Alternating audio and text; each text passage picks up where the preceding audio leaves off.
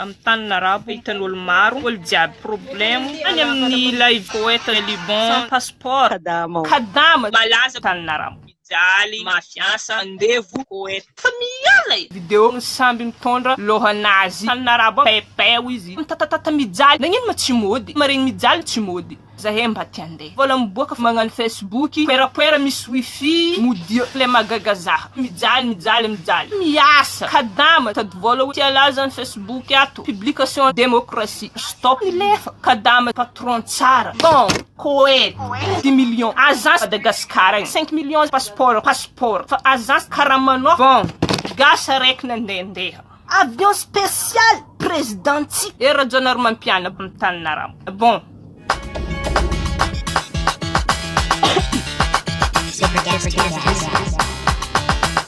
amin'ny tany narabo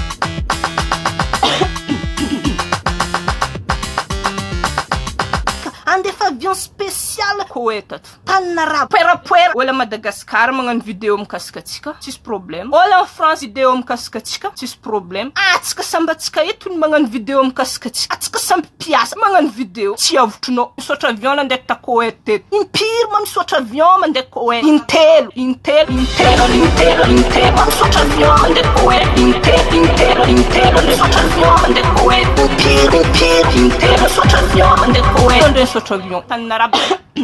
manakory fahitanao resaka madame pasteur te igny patataka saka voanjobory saramaso tsy hitako akory zay apoka eo Koweït tsisy ambasady Arabie Saoudite noho ny tsy fanagnina fa mahatonga raha karamaka izy raha vavy ranadà mbola tsy tara bonwitsika jiaby